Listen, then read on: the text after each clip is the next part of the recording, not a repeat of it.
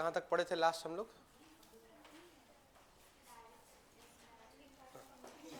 Communication पढ़ रहे थे शायद। हाँ? आपको बताए थे कम्युनिकेशन के बारे में, प्रोसेस क्या। तो पहला क्या बताए थे? Direct communication. और दूसरा क्या बताए थे? Indirect communication.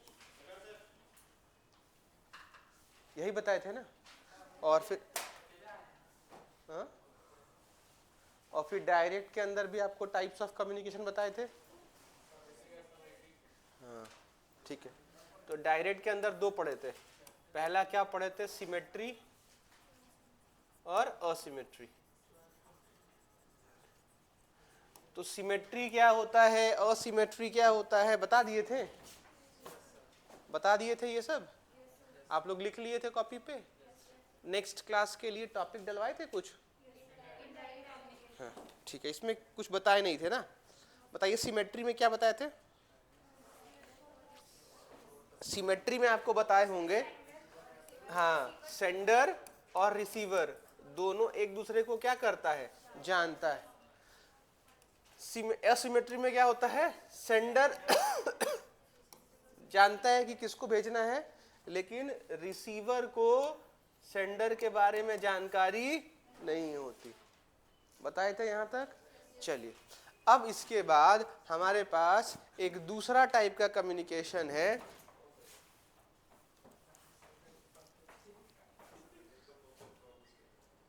हो गया। अब हमारे पास एक दूसरा टाइप का है कम्युनिकेशन, उसको हम लोग क्या बोलते हैं? Indirect communication.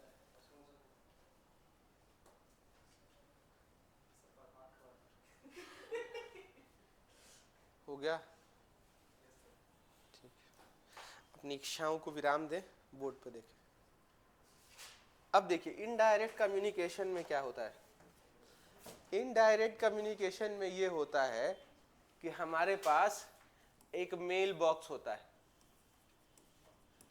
क्या होता है? Mail box. मेल बॉक्स में क्या होता है कि सेंडर बेटा मैसेज भेजता है, तो वो मैसेज कहाँ स्टोर हो जाएगा? मेल बॉक्स में। और जब रिसीवर यहाँ लॉग इन करेगा तो वो क्या कर पाएगा? मेल बॉक्स को देख पाएगा। और मेल बॉक्स को देखेगा तो वहाँ से क्या हो सकता है? वो मैसेज भी देख सकता है। यहाँ पे फायदा और नुकसान क्या है? तो ये रिसीवर मैसेज कहाँ से पढ़ता है? मेल बॉक्स से। सेंडर भेजता है कहाँ से? अपने पास से, मेल बॉक्स में। तो अगर ये मेल बॉक्स डिलीट हो गया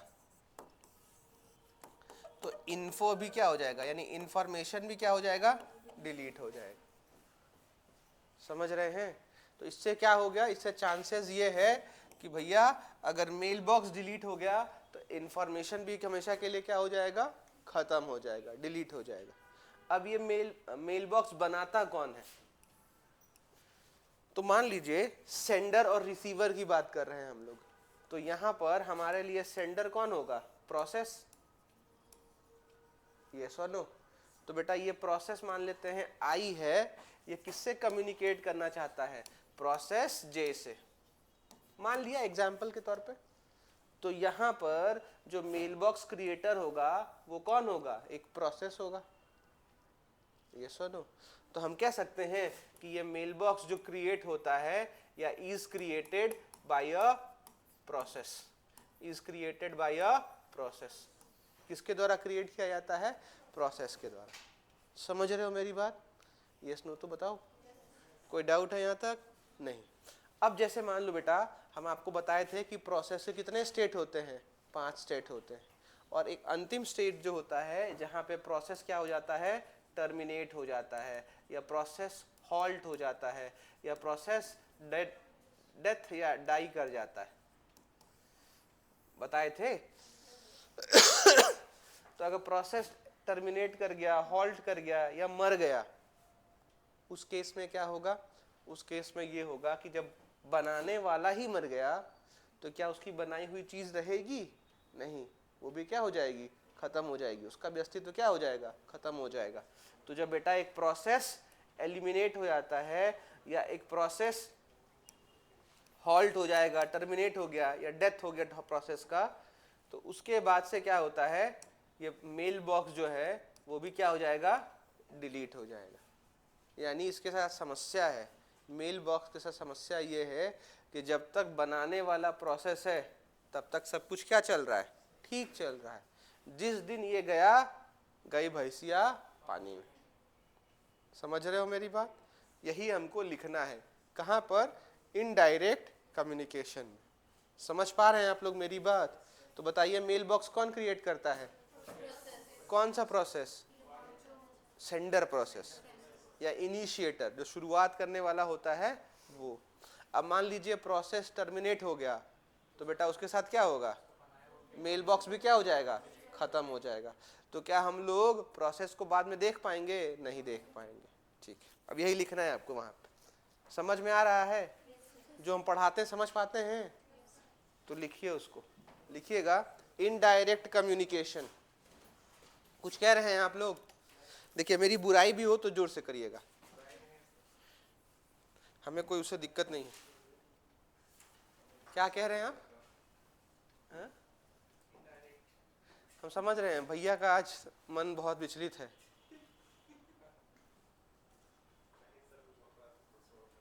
हा? ठीक है, वो बोल रहा था, आप सुन रहे थे। और भैया से आप कुछ पूछे, वो भैया बोले प्रभात खबर पढ़ के आइए। तो वहां की जानकारी है मेरे पास।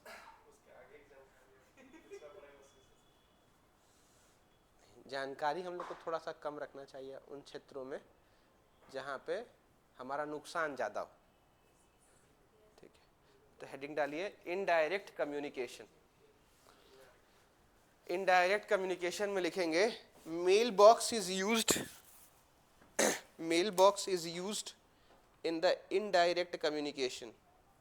Mailbox is used in the indirect communication. Mailbox is used in the indirect communication. Mailbox is used in the indirect communication. लिख लिए? Yes, no तो बताइए. Next, the information is stored. The information is stored in this mailbox. In this mailbox, which can be viewed or removed, which can be viewed or removed, which can be viewed or removed when required,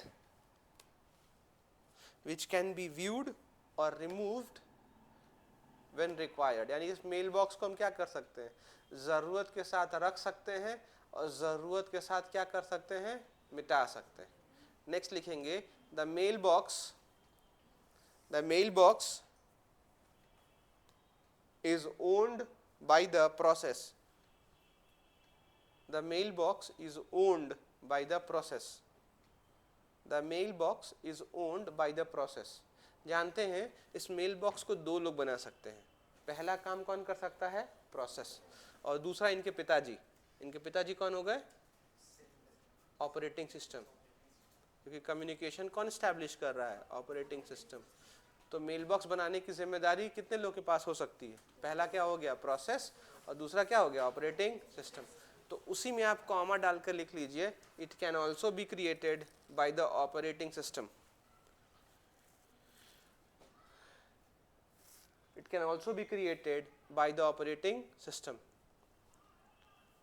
बहुत पीछे बैठने की आवश्यकता नहीं है, आप लोग आगे भी एडजस्ट कर सकते हैं। ठीक है, नेक्स्ट लिखेंगे when a process having the mailbox, when a process having the mailbox is deleted, when a process having the mailbox is deleted, the mailbox also gets deleted. The mailbox also gets deleted. The mailbox also gets deleted. लिख लिए? अब जरा एक मेरी बात देखेंगे board पे, यहाँ पे मान लीजिए हमारे पास ये मेल बॉक्स है, हमारे पास ये मेल बॉक्स है मान लेते हैं। ठीक है, आगे आ जाइए, आगे इधर एडजस्ट हो जाइए, बहुत पीछे बैठने की आवश्यकता नहीं। अब मान लीजिए मेल बॉक्स में हमारे साथ हमने क्या कहा, मैसेज कौन भेजता है यहाँ पर, सेंडर, और बेटा लॉगिन करके कौन देख सकता है, रिसीवर। यहाँ तक तो क्लियर था। अब एक चीज समझेंगे आप हमारे से कि सेंडर भी आ गया, रिसीवर भी आ गया, किसके थ्रू कनेक्ट हो रहा है, मेल बॉक्स के थ्रू। अब यहाँ पर एक समस्या हमारे साथ ये है कि हम लोगों ने क्या किया कि मेल बॉक्स को डिलीट कर दिया। हमारा ये मेल बॉक्स क्या हो गया, डिलीट हो गया। हमारा मेल बॉक्स क्या हो गया, डिलीट हो गया। अब मेल बॉक्स हमारा डिलीट हो गया तो क्या हो सकता है, कुछ नहीं हो सकता। यहां से आप कितना ही मैसेज भेजेंगे, कितना ही मैसेज भेजेंगे, तो यह मैसेज उल्टा आपके पास आ जाएगा और बस एक एक्सेप्शन लिख कर आएगा, एक्सेप्शन एरर। कभी कभी अगर आप लोग गौर किए होंगे, गलत ईमेल आईडी पर मैसेज भेजते हैं तो बाउंस बैक का मैसेज आता है। कभी गौर किए हैं आप लोग, मेल भेजे हैं, ईमेल भेजे हैं, गलत ईमेल भेजे हैं, नहीं भेजे हैं, तो आज भेजिएगा। किसी गलत इंसान के आईडी पर मेल भेजिएगा, तो अगर वो इंसान होगा यानी उसके नाम पर या उसकी आईडी पर मेल बॉक्स एग्जिस्ट करता होगा, तो वो मैसेज क्या होगा, जाएगा, नहीं तो वापस क्या हो जाएगा, आपके पास आ जाएगा। और जब आपके पास आएगा तो लिखा होगा error, exception error, the delivery box could not be found, यानी जो उसका मेल बॉक्स था उसको वो नहीं पहचान पाया। क्यों नहीं पहचान पाया, क्योंकि वो एग्जिस्ट ही नहीं करता। तो यहाँ पर मान लीजिए कोई गुस्से में आकर या जानबूझकर या हैक करके किसी कारणवश आपके मेल बॉक्स को डिलीट कर देता है, तो क्या होगा, अगर सेंडर मैसेज भी भेजेगा तो उसके सामने क्या दिखेगा, एक्सेप्शन एरर। क्या दिखेगा, एक्सेप्शन एरर। एरर समझते हैं, तो वही लिखना है आपको। कहता है when a message is sent, when a message is sent, when a message is sent to the deleted mailbox, when a message is sent to the deleted mailbox,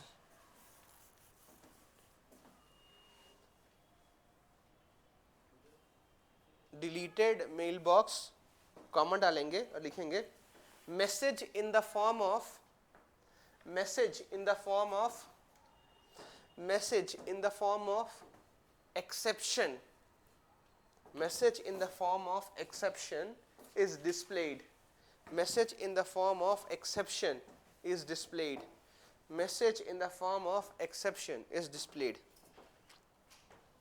clear है? अरे यस नो तो बोले। आइए आगे चलते हैं। मैंने आपसे क्या कहा, मैंने आपसे कहा कि बेटा ये मेल बॉक्स बनाने की जिम्मेदारी कितने लोग की होती है, कौन कौन बना सकता है, प्रोसेस या तो पहले से किसके पास होता है, ऑपरेटिंग सिस्टम के पास। तो आप एक बात ध्यान रखेंगे कि अगर ऑपरेटिंग सिस्टम, अब क्या होता है ना कि जो आप लोग नया ऑपरेटिंग सिस्टम विंडोज 10, 11 यूज कर रहे हैं, उसमें पहले से बना होता है क्या, मेल बॉक्स। तो अगर एक मेल बॉक्स एग्जिस्ट कर रहा है तो कोई दूसरा मेल बॉक्स नहीं बनेगा। अब मेल बॉक्स की आवश्यकता क्यों पड़ती है, जरा हम लोग ऐसे समझते हैं। जरा बोर्ड पे देखिएगा, मान लीजिए कि ये हमारा प्रोसेस का क्यू है और इन सब को एक जगह पर जाना है, वो जगह क्या हो गया, प्रोसेसर। यानी सबकी जीवन एक ही जगह खत्म होगी, वो मौत के साथ। तो ये डेस्टिनेशन है, प्रोसेसर।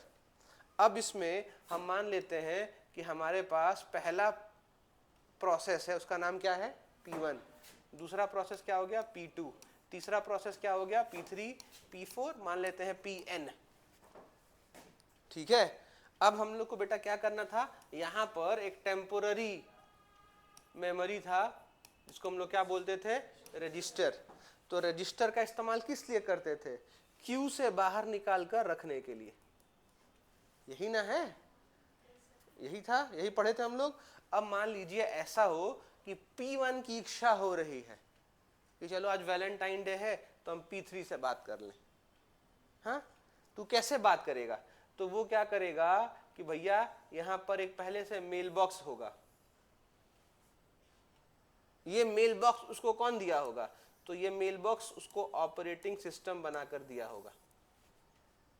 ठीक है, आप कौन सा ऑपरेटिंग सिस्टम यूज करते हैं? मान लीजिए विंडोज, तो हो सकता है विंडोज ऑपरेटिंग सिस्टम उसको बना के दिया हो। हाँ, अब ईमेल बॉक्स में क्या करेगा? P1 अपने मैसेज को डालेगा, देख भाई P4 या P3 हमसे बात कर, तो ये सेंडर बना। किसके लिए था? P4 के लिए। तो P4 क्या किया? रिसीवर बना। यस और नो? तो ये हमारे लिए क्या बन गया? मेल बॉक्स बन गया। यही ना पढ़ रहे हैं हम लोग। और ये हमारे पास कौन सा कम्युनिकेशन प्रोसेस बना? Indirect communication. अब हम आपसे इतनी देर से ये कह रहे थे कि भैया अगर मेल बॉक्स ही डिलीट हो गया, मेल बॉक्स क्या हो गया? डिलीट हो गया, तो ये मेल बॉक्स डिलीट कर देंगे तो P1 P4 या बाकी प्रोसेस आपस में कम्युनिकेट कर पाएगा? नहीं। दूसरी बात, इतनी देर से आपको हम ये समझाने की कोशिश कर रहे थे कि ये जो प्रोसेस बनाने का काम होता है वो दो तरीके से होता है। पहला, या तो प्रोसेस बनाएगा अपना मेल बॉक्स खुद, और नहीं तो अगर कोई ऑपरेटिंग सिस्टम अपना मेल बॉक्स बना कर रखा है तो ये प्रोसेस फिर से अपना अलग से कोई मेल बॉक्स नहीं बना सकता। तो आज आप जो भी विंडोज का ऑपरेटिंग सिस्टम यूज करते हैं बेटा, उसमें क्या है? मेल बॉक्स पहले से बना हुआ होता है। इसीलिए किसी भी प्रोसेस को वापस से मेल बॉक्स बनाने की आवश्यकता नहीं पड़ती है। समझ रहे हैं? तो वही आपको नेक्स्ट पॉइंट लिखना है। लिखिएगा, if the operating system has its own mailbox, has its own mailbox,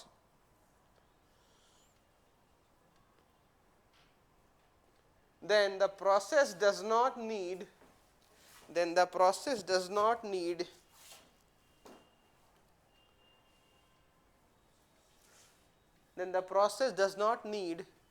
to create new mailbox.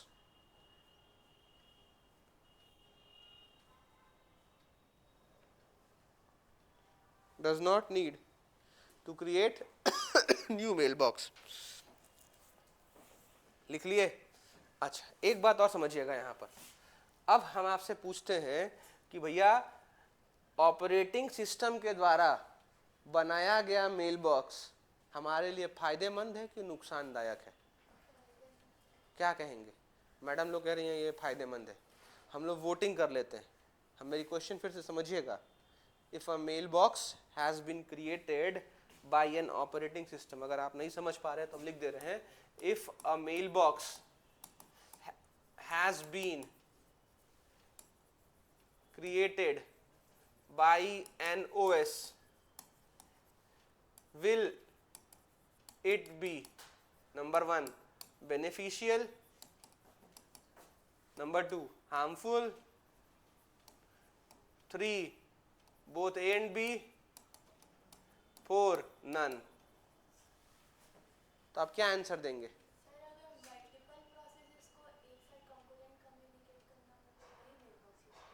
हाँ देखिए, बहुत अच्छा क्वेश्चन है। अब एक को कम्युनिकेट करना हो दूसरे से, या इसमें हजारों को कम्युनिकेट करना हो, तो सब किससे कम्युनिकेट करेंगे बेटा? इसी मेल बॉक्स के थ्रू करेंगे? नहीं, बिल्कुल नहीं। तो इसका क्या होगा? बेनिफिशियल होगा, हार्मफुल होगा? दोनों होगा। मतलब मिक्स क्वेश्चन है, मिक्स्ड आंसर है। चलिए ठीक है, हम क्या करते हैं, इस क्वेश्चन को मिटा देते हैं। लेकिन आप लोग याद रखिएगा अपने मस्तिष्क में, आप ही लोग इसका आंसर बताइएगा। जैसे इस बच्ची का था कि सर मान लीजिए कि एक से अधिक प्रोसेस कम्युनिकेट करना चाहता है। अच्छा 1 मिनट, हम 2 मिनट जरा हम पीछे आते हैं, माफी चाहते हैं, 2 मिनट पीछे आते हैं। आपसे हम बताए थे प्रोसेस का एक स्टेट होता है, जहां पर एक प्रोसेस का पहला स्टेट जो होता है बेटा वो रेडी होता है, हाँ न्यू होता है। चलिए आप लोग को याद है, न्यू के बाद क्या आता है? रेडी। तो हम लोग दूसरा स्टेप क्या पढ़े थे? रेडी।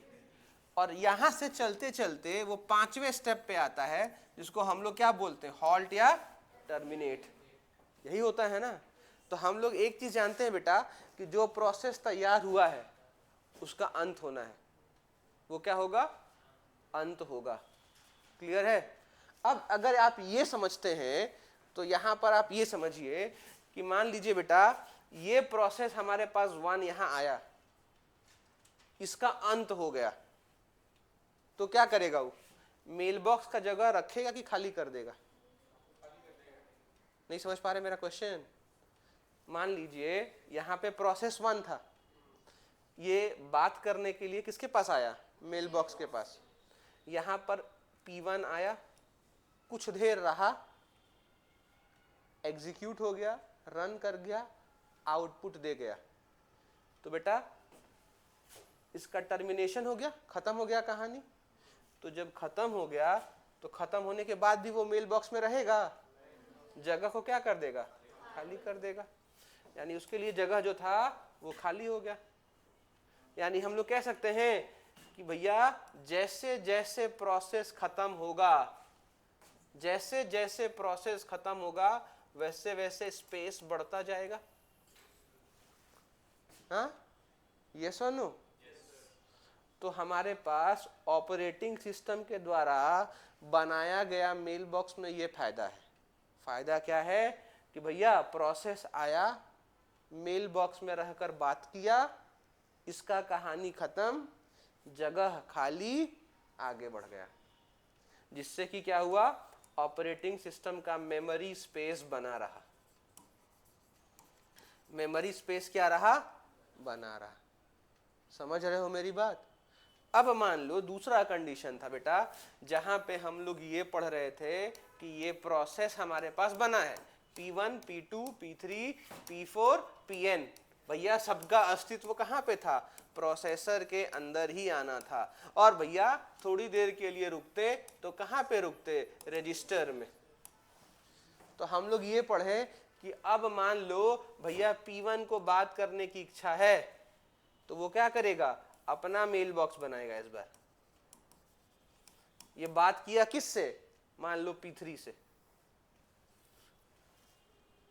हाँ, P1 एग्जीक्यूट हो गया, यस और नो? ये एग्जीक्यूट हो गया तो कहानी क्या हो गया, खत्म हो गया।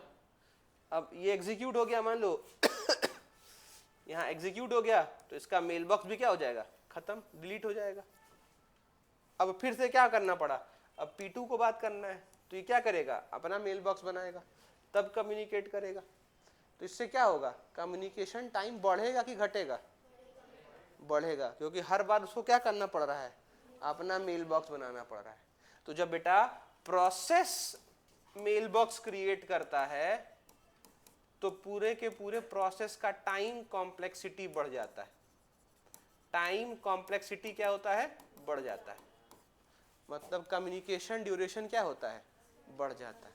इसीलिए हम सब के लिए किफ़ायती यानी जल्दी काम कराने का एक ही तरीका है कि ऑपरेटिंग सिस्टम को ही कह दो क्या कराने के लिए, मेल बॉक्स बनाने। इससे क्या फायदा होगा, आओ बात करो जाओ, जीवन भर तुम यहाँ बैठ नहीं पाओगे। क्यों? कि तुम्हारा मौत क्या है, निश्चित है। नहीं समझ में आया?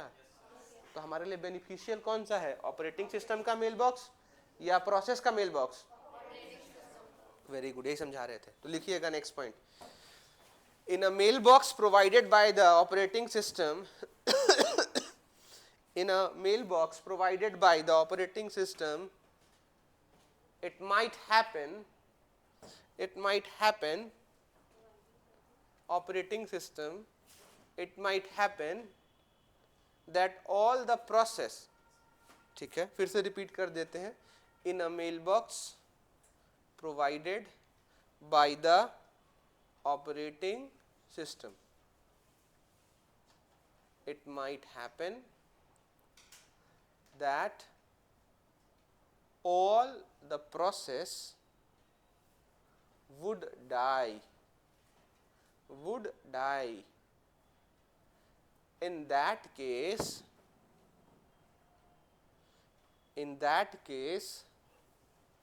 the operating system retains मतलब रख लेता है, retains the left memory या the left space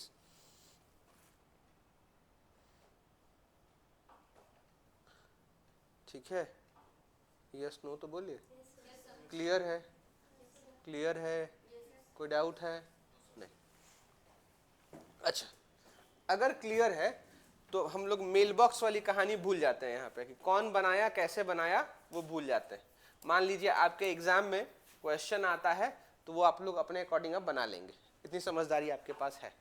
अब बेटा यहाँ पर देखिए, अगर आप इस चीज को समझ रहे हैं तो जरा बोर्ड पे देखेंगे, ध्यान देंगे। अब हमारे पास मान लीजिए है P2 P1, ये हमारा क्या है, मेल बॉक्स। हाँ, तो P1 किसके पास आया, मेल बॉक्स के पास, और फिर यहां से किसके पास गया, P3 के पास। अच्छा एक बात बताइए, कभी आप लोगों के साथ ऐसा हुआ है कि फोन लगा रहे थे किसी दूसरे को और लग गया किसी तीसरे इंसान को? हाँ, तो आप लोग क्या करते हैं, फोन काट देते हैं कि उसकी बातों को सुनते हैं? नहीं, इतने समझदार तो आप लोग नहीं है कि फोन काटेंगे। सुनते होंगे, सोचते होंगे कुछ रोचक तथ्य निकल जाए, लेकिन कुछ निकल नहीं पाता है। अब जिस तरीके से आप कम्युनिकेट करते हैं किसी दूसरे से, लग तीसरे व्यक्ति को जाता है। यानी कुछ ऐसा समझिएगा, यह व्यक्ति है, हाँ कुछ कह रहे हैं आप? देखिए, मान लीजिए आप कम्युनिकेट कर रहे थे, पहला व्यक्ति किससे स्टैब्लिश कर रहा था कनेक्शन, दूसरे से, और लग जाता है किसके पास, ये थर्ड पर्सन के साथ। तो बेटा यहां से यहां तक वो क्या स्टैब्लिश करता है, लिंक। ठीक उसी तरीके से जब एक प्रोसेस दूसरे प्रोसेस के पास जाता है तो किसके थ्रू जाता है, मेल बॉक्स। तो बेटा जब वो मेल बॉक्स के थ्रू जाता है तो प्रोसेस जो होता है वो मेल बॉक्स के साथ एक लिंक स्टैब्लिश करता है। क्या स्टैब्लिश करता है, लिंक। और मेल बॉक्स जो है वो वापस तीसरे प्रोसेस, चौथे प्रोसेस या nth प्रोसेस के साथ एक लिंक स्टैब्लिश करता है। समझ रहे हो मेरी बात? अब ये लिंक जो होता है वो कितना हो सकता है, तो जैसे आप लोग समझिए मेरी बात इस तरीके से, बहुत लोग 4G यूज करते होंगे, 5G यूज कर रहे हैं, आने वाले टाइम में हम लोग प्रेडिक्ट करते हैं कि 2028-30 तक हम लोग 6G यूज कर रहे होंगे। यानी कैपेसिटी क्या हो रही है, बढ़ रही है। ठीक उसी तरीके से बेटा ये जो हमारे पास लिंक स्टैब्लिश होता है, इसका कैपेसिटी भी क्या होता है, अलग अलग होता है। ठीक है, यानी कितना मैसेज यहां से यहां जा पाएगा, वो डिसाइड करने की क्षमता जो होती है वो कहलाती है कैपेसिटी लिंक। क्या कहलाती है, कैपेसिटी लिंक। नहीं समझ पाए तो हम फिर से बताते हैं।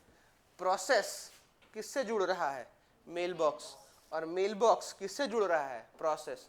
तो बेटा इन दोनों को जोड़ने के लिए हम जिस कॉन्सेप्ट का यूज करते हैं वो क्या कहलाता है, लिंक। लिंक कैसे स्टैब्लिश होता है ये बात की कहानी है, बताएंगे आपको, लेकिन ये भी फिलहाल आप समझिएगा स्टैब्लिश क्या होता है, लिंक। और वापस से मेल बॉक्स से किससे कम्युनिकेट करना है, प्रोसेस को, तो वहां पे क्या स्टैब्लिश होता है, लिंक। लेकिन ये लिंक कितना डेटा ले जा पाएगा ये सोचने वाली बात है। एक मैसेज ले जाएगा एक बार में, 2 मैसेज ले जाएगा, 1000 मैसेज ले जाएगा, वो डिसाइड करना पड़ेगा। तो बेटा ये लिंक कितना मैसेज ले जा सकता है वही बताने का जो काम करेगा उसको हम लोग क्या बोलते हैं, कैपेसिटी लिंक। क्या बोलते हैं उसको, कैपेसिटी लिंक। अब ये कैपेसिटी लिंक जो होता है वो 3 तरीके का होता है। यहाँ लिखें तो चलेगा, हाँ चलेगा। 3 तरीके का होता है। पहला जो होता है उसको हम लोग बोलते हैं जीरो कैपेसिटी लिंक। पहला क्या होता है, जीरो कैपेसिटी लिंक। दूसरा जो होता है उसको हम लोग कहते हैं बाउंडेड कैपेसिटी लिंक। क्या बोलते हैं, बाउंडेड कैपेसिटी लिंक। और तीसरा जो है उसे कहते हैं हम लोग अनबाउंडेड कैपेसिटी लिंक। तीसरा क्या कहते हैं, अनबाउंडेड कैपेसिटी लिंक। कहिए, कुछ कह रही हैं? नहीं, क्लियर है सबका, कोई डाउट है? तो बेटा एक बात बताओ, प्रोसेस और मेल बॉक्स के बीच में कम्युनिकेशन एस्टैब्लिश करने के लिए कौन आता है, लिंक। कैसे बनता है, क्या बनता है, ये बात की बात है, नेटवर्किंग चैप्टर है वहां पढ़ाया जाता है। लेकिन नेटवर्किंग तक हम वेट नहीं करेंगे, आगे इसी चैप्टर में बता देंगे। हाँ, तो किसका एस्टैब्लिशमेंट करते हैं हम लोग? लिंक का।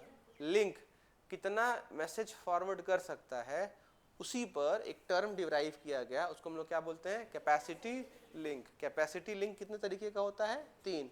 पहला क्या हो गया? जीरो, बाउंडेड और अनबाउंडेड। अब तीनों में अंतर क्या है वो हमें जानना है। क्लियर है? वहां तक आएंगे। इससे पहले आपको हम 2 मिनट नेटवर्किंग के एक टर्म से आपको अवगत कराना चाहते हैं। उस टर्म को हम लोग कहते हैं डेटा पैकेट। क्या कहते हैं? Data packet. सुने हैं इसके बारे में? कितने लोग जानते हैं? हाथ उठाइए। अगर जानते होंगे तो हम कुछ एडवांस बताएंगे, नहीं तो शुरू से बताएंगे। एक आदमी। और कोई सुने हैं डेटा पैकेट के बारे में? 2 आदमी। थोड़ा सा आप लोग बताएंगे, बताइए आप ही, डेटा पैकेट क्या होता है?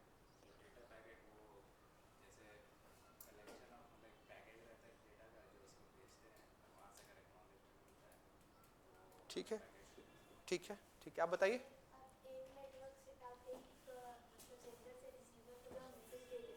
हाँ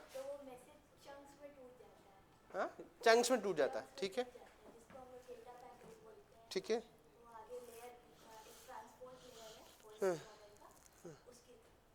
ठीक है, ठीक है। देखिए, दोनों लोग जो बोले, हम उसका एक छोटा सा कंक्लूजन निकाल के आपको हम शॉर्ट टर्म्स बता दें कि मान लीजिए ये एक सेंडर है,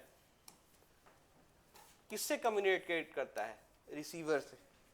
या आप भी जब फोन करते हैं किसी दूसरे व्यक्ति को तो ये कम्युनिकेशन ऐसे एस्टैब्लिश होता है, लेकिन हमको लगता है कि नहीं, बहुत फास्ट चल रहा है। कभी आप देखे होंगे इंटरनेट आपका स्लो होता है, देखे हैं? तो आप लोग का फोन में या आपके कंप्यूटर में वो गोल गोल सा एक जंतु घूमता रहता है, घूमता है, और फिर धीरे धीरे आता है, यहाँ तक पे जाएगा, फिर यहाँ तक पे जाएगा, फिर यहाँ तक पे जाएगा, फिर यहाँ तक आएगा, फिर देखिएगा जितना लिखा हुआ चीज था यानी HTML था वो आ गया, वीडियो आईबे नहीं किया, लिंक आया ही नहीं, फिर हम लोग वेट करते हैं, धीरे धीरे धीरे वो आता है। वही कम्युनिकेशन का असली तरीका है। होता क्या है बेटा, जब सेंडर से रिसीवर तक किसी मैसेज को भेजा जाता है तो वो क्या होता है? छोटे छोटे टुकड़ों में टूट जाता है, छोटे छोटे टुकड़ों में टूट जाता है। और हर टुकड़ा जो होता है वो यूनिकली आइडेंटिफाइड होता है, यानी हर टुकड़े का एक विशिष्ट नाम होता है। जैसे 1 2 3 4 5 6 मान लिया n तक है। समझ रहे हैं मेरी बात? अब बेटा जैसे ही पहला वाला यहां पहुंचता है रिसीवर के पास, तुरंत यह रिसीवर इंफॉर्मेशन देता है सेंडर को, भैया आगल को, मतलब एक्नॉलेजमेंट भेजता है। और जैसे ही इसको एक्नॉलेजमेंट मिलेगा तब ये किसको रिलीज करेगा? दूसरे वाले को। फिर दूसरा वाला बोलेगा भैया यो आगल को, फिर ये बोलेगा अच्छा तीसरा भेजते हैं। लेकिन ये इतना जल्दी होता है कि हम लोग ये समझ ही नहीं पाते। ये नेटवर्किंग का कॉन्सेप्ट है जो OSI मॉडल वो बता रही थी। तो ये बेटा ये जो छोटा छोटा है ना, यानी मैसेज को जब आप टुकड़ों में तोड़ देते हैं तो उसको हम लोग क्या बोलते हैं? Data packets.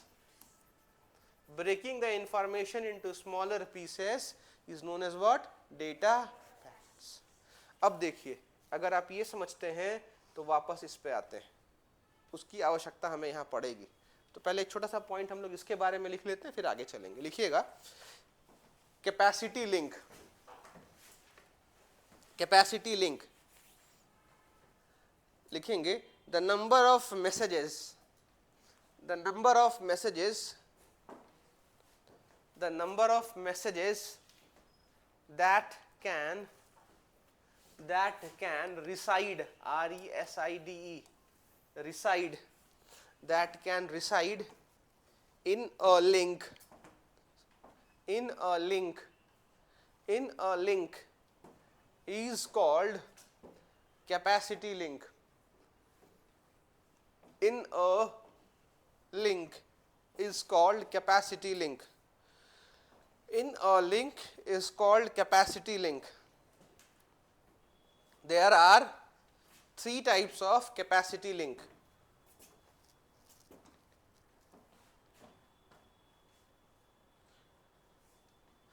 There are 3 types of capacity link. पहला लिखेंगे sorry zero capacity link, zero capacity link.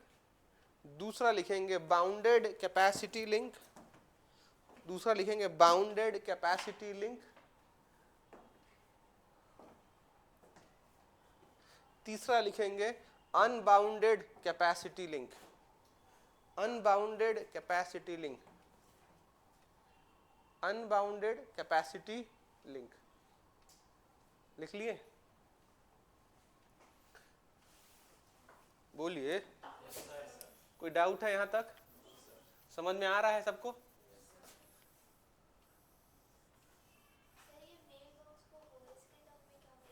Mail box ही बोलते बेटा, उसको वहां भी मेल बॉक्स ही बोलते। सॉरी, हाँ हाँ, तो उसमें वेव्स का यूज करते हैं। हाँ, ये एक बहुत अच्छा क्वेश्चन है, तो हम लोग थोड़ी देर के लिए इसको विराम में रखते हैं। क्या होता है कि हर वेव, आप पता नहीं आप लोग जानते होंगे या कभी ध्यान दिए होंगे, हमारे यहाँ जब स्पेक्ट्रम घोटाला हुआ था, जानते हैं आप लोग?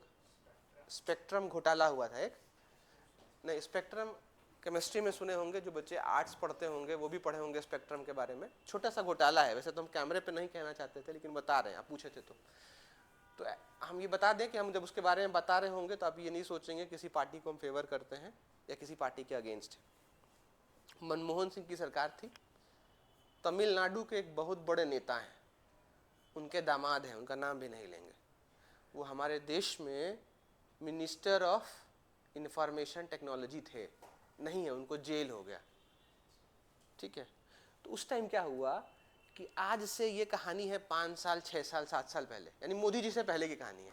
ठीक है, उसमें क्या हुआ था कि बहुत सारी टेलीकॉम कंपनी थी, आप लोग सुने होंगे एयरसेल, एस्टेल, तो वो जो थे महानुभाव एयरसेल के मालिक थे, उनको एयरसेल का मालिक कहा जाता था। क्यों? क्योंकि उनका बहुत मोटा पैसा लगा था, और वो एक ऐसा फेज था आईटी में जब ट्रांजिशन हो रहा था 4G में, यानी हम लोग 3G से 4G में आ रहे थे। अब उसमें क्या हुआ कि 4G कभी भी या कोई नया जनरेशन आता है तो आप और हम जब कम्युनिकेशन स्टैब्लिश कर रहे होते हैं ज़मीन से सैटेलाइट तक के थ्रू, हमारा अर्थ कुछ ऐसा है, ऐसा है, और यहाँ पे क्या होता है? एंटेना। तो यहाँ से कम्युनिकेशन स्टैब्लिश होता है किसको? सैटेलाइट, और सैटेलाइट भेजता है इसको, इस एंटेना को, और एंटीना के अंदर क्या होता है? ट्रांसमीटर और रिसीवर दोनों होता है। इसके अंदर भी क्या होता है? ट्रांसमीटर और रिसीवर। इसके अंदर भी क्या होता है? ट्रांसमीटर और रिसीवर। अब यहां से यहां तक जाने के लिए हम लोग किसका यूज करते हैं? फ्रीक्वेंसी का यूज करते हैं। उसी फ्रीक्वेंसी को हम लोग क्या बोलते हैं? स्पेक्ट्रम। अब इस स्पेक्ट्रम के बारे में आप समझेंगे तो इस स्पेक्ट्रम को हम लोग 3 हिस्सों में बांटते हैं। वो किस पे डिपेंडेंट होता है? तो वो फ्रीक्वेंसी के आधार पे होता है। फ्रीक्वेंसी जानते हो ना, मेगा हर्ट्ज में नापते हैं। हाँ, तो मेगा हर्ट्ज में इसको हम लोग नापते हैं। तो बेटा फ्रीक्वेंसी के आधार पे ये तीनों क्या होता है? डिवाइडेड होता है। सबसे लो फ्रीक्वेंसी जो होती है ये आपको और हमको यूज करने के लिए दिया जाता है। इसके अलावा एक छोटा सा एरिया बनाकर रखा गया है फ्रीक्वेंसी का, जो सिर्फ और सिर्फ गवर्नमेंट सिक्योरिटी पर्पस के लिए इंडियन आर्मी के अलग अलग सेक्टर्स को देती है। और एक नेक्स्ट स्पेक्ट्रम बना है जिसको हम लोग रखे हैं स्टोर करके, कि जरूरत पड़ा या कहीं कुछ क्रैश हो गया, या मान लो ये हैक हो गया, या इसमें इंटरप्ट आ गया, तो हम लोग अगले एडवांस वाले स्पेक्ट्रम का यूज करेंगे। तो स्पेक्ट्रम को 3 भाग में बांटा गया। अब बेटा होता क्या है कि ये फ्रीक्वेंसी सेट करना होता है, तो खैर ये कैसे सेट होता है ये बाद में बताएंगे।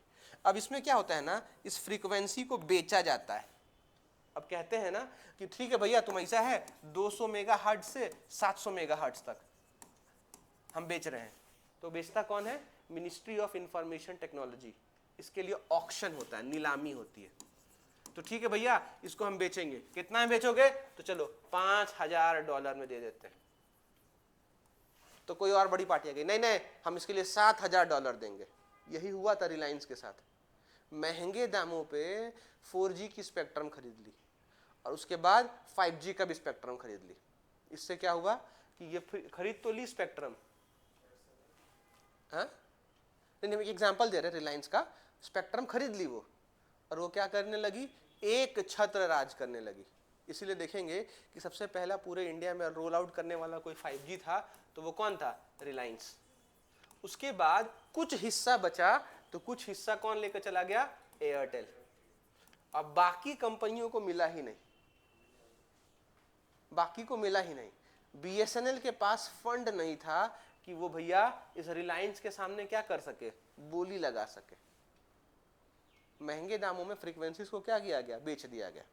जब बेटा 5G का ऑक्शन हो रहा था तो उसी टाइम ये घोटाला खुला कि अरे बाप रे, जब मनमोहन सिंह जी थे उस टाइम तो जो स्पेक्ट्रम बेचा गया ये तो बहुत सस्ते में बेच दिया गया था, और उसी में एक बड़े नेता हैं जो तमिलनाडु के, उनके दामाद फंस गए, बेटी भी फंसी थी तो बेटी बच गई, वो वापस से अभी MP हैं और दामाद बाबू जेल में।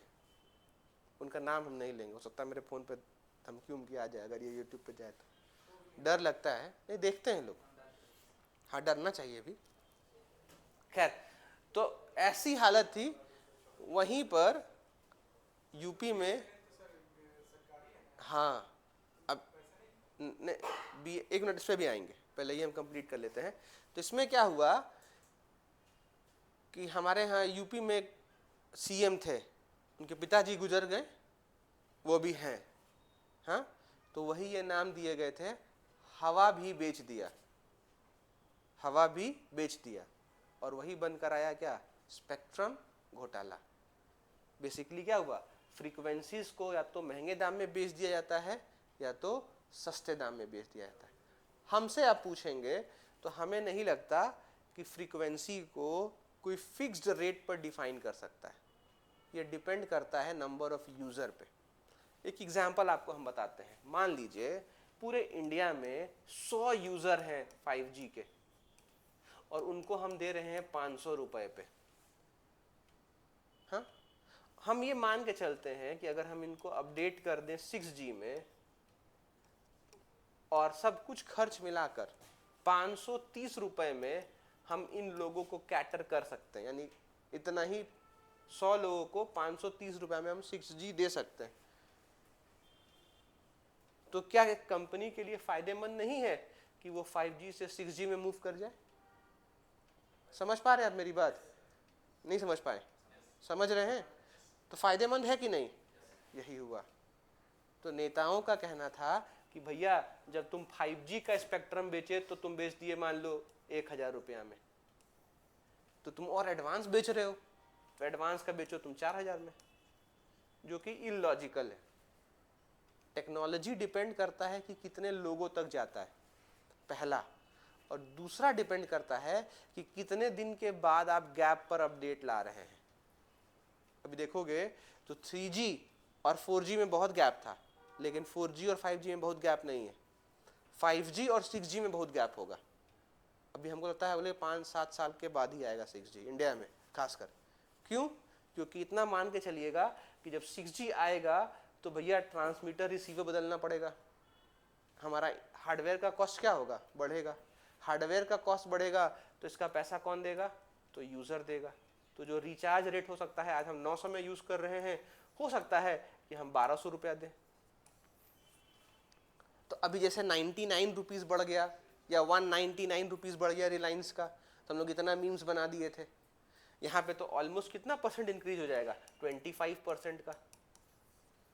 तो यूजर के पॉकेट के अकॉर्डिंग देख के दिया जाता है। BSNL के साथ यही हुआ कि BSNL क्या की, सस्ते में पैक बेच रही थी, अभी भी पैक बेचती है। तो BSNL के साथ कंडीशन ये हो गया कि भैया वो चल रही थी नो प्रॉफिट नो लॉस पे, नो प्रॉफिट नो लॉस। हाँ वो एकदम कांस्टेंट रेट पे अपना खर्चा निकाल रहे हैं, चल रहे हैं। अब हुआ क्या कि टेक्नोलॉजी आ गया 5G, उसको फंड चाहिए। वो क्या है, PSU है, पब्लिक सेक्टर अंडरटेकिंग। पैसा कौन देगा, सरकार देगा। उसके पास पैसा ही नहीं आया, फंड ही नहीं आया। तो वो क्या हुआ, जब नीलामी हो रहा था, ऑक्शन हो रहा था, तो वो ऑक्शन में बैठ ही नहीं पाई। नहीं बैठ पाई तो भट्ठा क्या हो गया, बैठ गया। अब क्या हुआ है कि इसको ना चाहते हुए भी जियो से कहना पड़ रहा है भैया थोड़ा सा स्पेक्ट्रम अपने एरिया में उधार दीजिए। अभी देखोगे तो बीएसएनएल एक प्रोग्राम लॉन्च की थी, हम उस स्कीम का नाम भूल गए, ये गवर्नमेंट ऑफ इंडिया की तरफ से लॉन्च किया गया था, अगर आप लोग पढ़े होंगे कहीं याद होगा तो। गवर्नमेंट ऑफ इंडिया और बीएसएनएल साथ में लॉन्च की थी एक स्कीम जिसको वो लोग बोल रहे थे संचार क्रांति। इसमें क्या था ना कि वो लोग गांव-गांव में ब्रॉडबैंड पहुंचा रहे हैं। अब ये ब्रॉडबैंड पहुंचाने वाला स्कीम कौन सा है ये हमको नहीं पता है, फ्रैंकली स्पीकिंग, हम आपको देख के बताएंगे। तो उसमें यही था कि भैया रिलायंस का नेटवर्क लीजिए, आप अपना केबल लगाइए, अपना इंजीनियर दीजिए, हर गांव में आप ब्रॉडबैंड दीजिए जहां पे नहीं है। क्यों? ताकि अपना एक्सपेंशन करिए। अभी इसके पहले वाले बजट में सरकार जो है वो बीएसएनएल को कुछ पैसा भी दी कि आप अपना 5G खरीदिए। तो वो अपना 5G कहाँ से खरीद पाएगा? क्योंकि मान के चलो कि भैया यहाँ जैसे एग्जांपल दे रहे थे तुम्हें कि यहाँ पे तो स्पेक्ट्रम ऑलरेडी कौन खरीद चुका है, रिलायंस और एयरटेल। तो मार्केट में वो स्पेक्ट्रम कब बिकेगा? या तो जो ये एक्स्ट्रा स्पेक्ट्रम गवर्नमेंट रखी है उसको बेचना चाहे, या तो सिक्योरिटी पर्पस के लिए जो रखा है वो बेचना चाहे, या तो जो पहले से खरीद के रखा है वो अपना देना चाहे। तो वो देता नहीं है। रिलायंस क्या करता है, लीज पे दे देता है कि ठीक है भैया चलिए ठीक है, आपको रांची में चाहिए ना, तो हमारे पास मान लो 500 मेगाहर्ट्ज है, तो हम क्या करेंगे, हम अपने रखेंगे 300 मेगाहर्ट्ज, 100 मेगाहर्ट्ज दे दो वाई को, वोडाफोन इंडिया, 50 मेगाहर्ट्ज दे दो एयरटेल को, बाकी 50 मेगाहर्ट्ज दे दो किसको, बीएसएनएल। तो वो अपना लीज पे देता है। आप देखेंगे अभी मार्केट ये है नेटवर्किंग में कि टावर लगाने वाला कोई और है, उसमें एंटीना किसी और कंपनी का लगा होगा। गौर किए हैं? हाँ हाँ है, लेकिन शहर में ही देखेंगे तो ये टावर कोई और लगाया है और इसमें एंटीना 2-4 लोग अपना जोड़ दिए।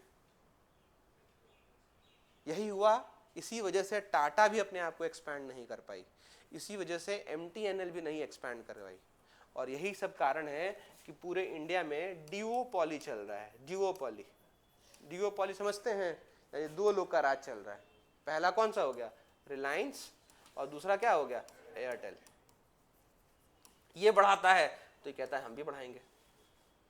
एयरटेल की भी हालत खराब हो गई थी, लेकिन मिस्टर मित्तल क्या किए, फंडिंग ले आए, वो अपने आप को ऑन ट्रैक लाने लगे। ऑन ट्रैक कैसे, तो भैया इसके पास इतना कस्टमर आ गया कि ये सारे के प्रॉब्लम्स को रिजॉल्व ही नहीं कर पा रहा था, तो बोला जितना शिकायत वाला लोग है सबको हम रख लेंगे। तो ये फायदा उठाया किसका, एमएनपी का, मोबाइल नंबर पोर्टेबिलिटी। बोला ठीक है आपको टावर में दिक्कत है, हमारे पास आइए। क्योंकि शुरू में क्या किया, ये फ्री में दे दिया, फिर एक स्कीम आया प्राइम मेंबर बनो 99 में, फिर 199 में, फिर 899 में, और ईश्वर जाने और आगे ये कितना जाएगा। लेकिन इसको काउंटर करने के लिए अब बीएसएनएल आ गई है। बीएसएनएल को पिछले साल फंड मिला था, हमें एग्जैक्टली नहीं याद है, लेकिन हम जानते हैं कि 34,440 करोड़ रुपया दिया गया है बीएसएनएल को। हम पढ़े थे पेपर में ही, तुमको शायद यही रफ फिगर याद है, 34,440 करोड़, जहां क्या गया था कि आप लीजिए, अपना इंफ्रास्ट्रक्चर बनाइए, आपको लीज पे मिलता है तो लीज पे 5G लीजिए, या जहां लगता है खरीदना है वहां खरीदिए, लेकिन एक्सपेंशन करिए। और इंडिया में हमको लगता है टेलीकॉम सेक्टर को आगे बढ़ाना है, उसमें और छोटी छोटी कंपनियों को आपको बढ़ावा देना पड़ेगा, नहीं तो 6G आने के बाद खर्च क्या होगा, बढ़ जाएगा। जब आपको हम ये बता रहे हैं तो 2 मिनट आपका टाइम हम और लेंगे। इसी में एक हमारे पास और टर्निंग पॉइंट आया है। टर्निंग पॉइंट क्या आया कि आपको हम क्या बताएं, यहां से लेकर यहां तक क्या लगा है, एंटीना, यहां क्या लगा है, सैटेलाइट। तो बेटा हम लोग कम्युनिकेशन कैसे स्टैब्लिश करते हैं, यहां से यहां, यहां से यहां, ठीक है। इसके बीच भी बहुत कहानी है, बहुत अच्छा और मजेदार चैप्टर है नेटवर्किंग, हम पढ़ाएंगे आपको आगे चल के। ये बच्चे हमसे पढ़ लेंगे, शायद इस बार वाले ना पढ़ पाए, लेकिन जो पिछले साल वाले हैं अगले साल के लिए वो पढ़ लेंगे हमसे। तो यहाँ पे क्या होता है, ये एंटीना 1 कनेक्ट करता है किससे, एंटीना 2 से, वाया किससे, सैटेलाइट। तो जब गवर्नमेंट को लगता है कि इस एरिया में डिस्टरबेंस है, यहाँ पे कुछ गड़बड़ी हुई है, इस एरिया में कोई डिस्टरबेंस है, तो गवर्नमेंट क्या करती है ना कि यहाँ का ट्रांसमीटर और रिसीवर बंद कर देगी, ना सिग्नल यहाँ से आगे जाएगा, ना सिग्नल यहाँ से आएगा। वहां पर एक चीज काम करता है, यहां पर एक चीज काम करता है, वो है लीज लाइन। यहां पर एक चीज काम करता है, वो है लीज लाइन। लीज लाइन समझते हैं? लीज लाइन नहीं समझते हैं? डायरेक्ट एंटेना से कनेक्शन ले सकते हैं। ये मिलता है किसको? तो हर गवर्नमेंट ऑफिस को लीज लाइन का कनेक्शन मिलने लगा है, जहां पे डिस्टर्बेंस ज्यादा होता है। जैसे हमारे पास 6 सिस्टर का एक स्टेट है, मेघालय वाला एरिया, वहाँ 7 सिस्टर सॉरी, वहाँ पे मेघालय वाले एरिया मिलता है उनको। JNK चले जाइए, लद्दाख चले जाइए, उन सब एरियाज में लीज लाइन होता है। और अब तो रेलवे को भी लीज लाइन देने लगा है लोग। जितने भी गवर्नमेंट ऑफिसेज हैं एक स्टेट कैपिटल में, उनको भी लीज लाइन मिलता है। डायरेक्टली एंटीना से कनेक्शन दे दो, यानी वो वायर के थ्रू कनेक्शन स्टैब्लिश करते हैं। इससे क्या होगा, ट्रांसमीटर रिसीवर बंद हो गया तो भी इनके लिए जो स्टोर्ड स्पेक्ट्रम है, जिस स्पेक्ट्रम को हम लोग बचा कर रखे थे, उनसे कनेक्शन स्टैब्लिश करके देंगे। समझ रहे हो? इससे 2 फायदा होगा। पहला तो सरकारी व्यवस्था चलती रहेगी, दूसरा क्या होगा कि जो लोग क्या यूज करते हैं, वॉकी टॉकी, उसी स्पेक्ट्रम से वॉकी टॉकी यूज कर पाएंगे। कि वॉकी टॉकी यूज करने के लिए भी क्या चाहिए, फ्रीक्वेंसी चाहिए, स्पेक्ट्रम चाहिए। समझ रहे हो मेरी बात? अब यहाँ पे मैटर फंसता क्या है, तो यहाँ पे जो आसपास के लोग हैं, आप और हम जैसे लोग, वो यूज नहीं कर पाते हैं। तो इसमें एक आदमी बढ़कर आगे आया, वो था SpaceX, एलॉन मस्क। ये बोला हटाओ बेटा, कहानी खत्म करो, हम तुमको इससे बढ़िया देते हैं काम। ये बोले SpaceX वाले भैया, देखिए हमको डिफेम कर रहे हैं, तो हो सकता है हम पे केस कर देंगे। तो वो क्या बोले कि सैटेलाइट ये लोग काट दे रहे हैं लाइट ना, हम तुमको अपना सैटेलाइट देंगे, यहाँ तुम सैटेलाइट लगा दो,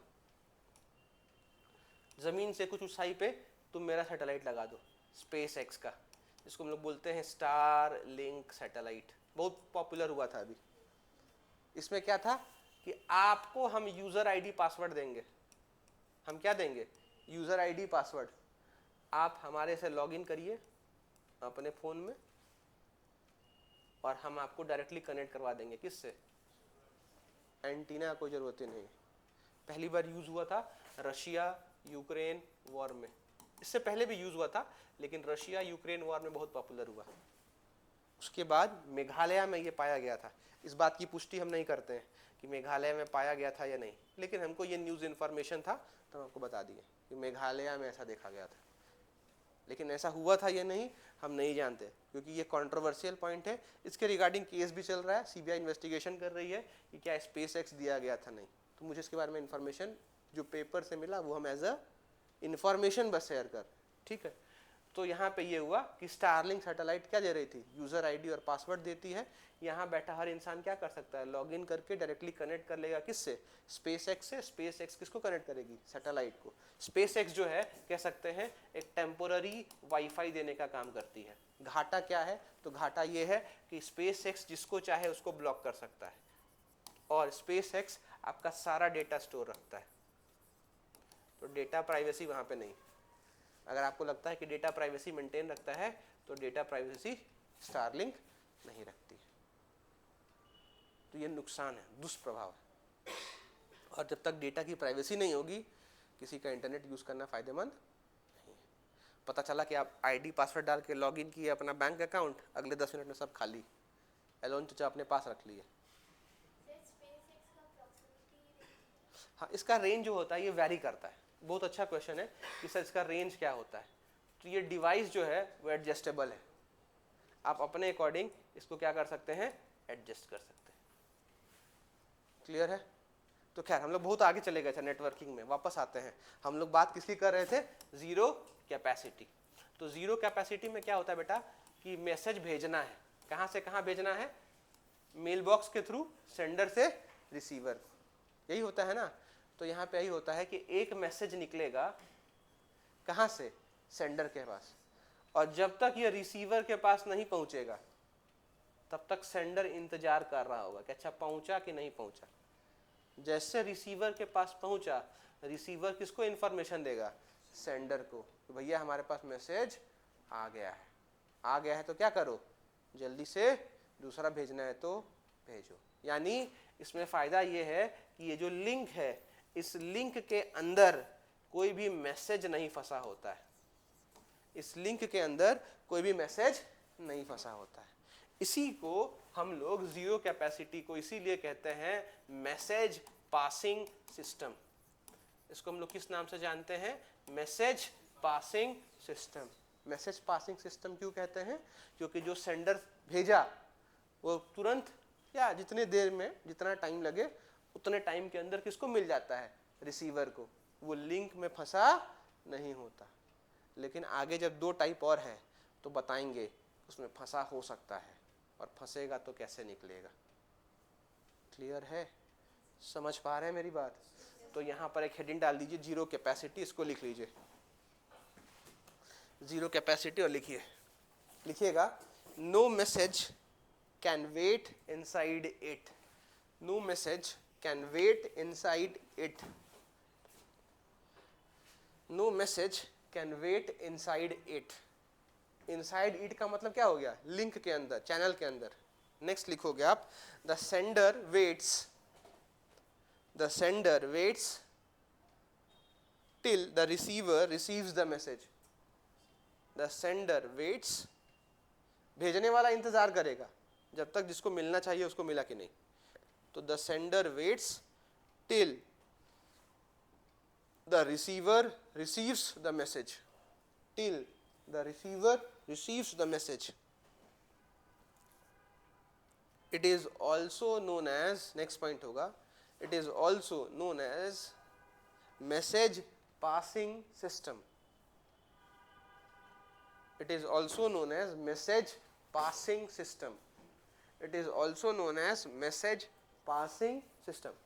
It is also known as message passing system. लिख लिए।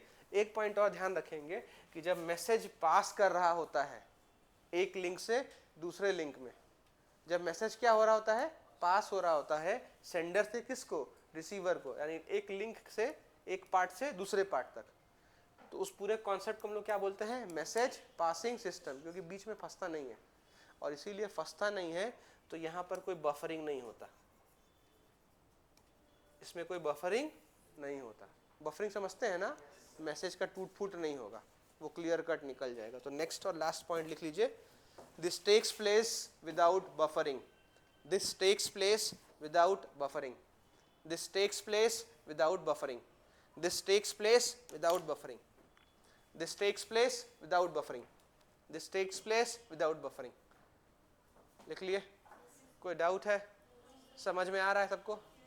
कॉन्सेप्ट समझ में आता है? तो थोड़ा सा रिवीजन करेंगे तो और मज़ा आएगा।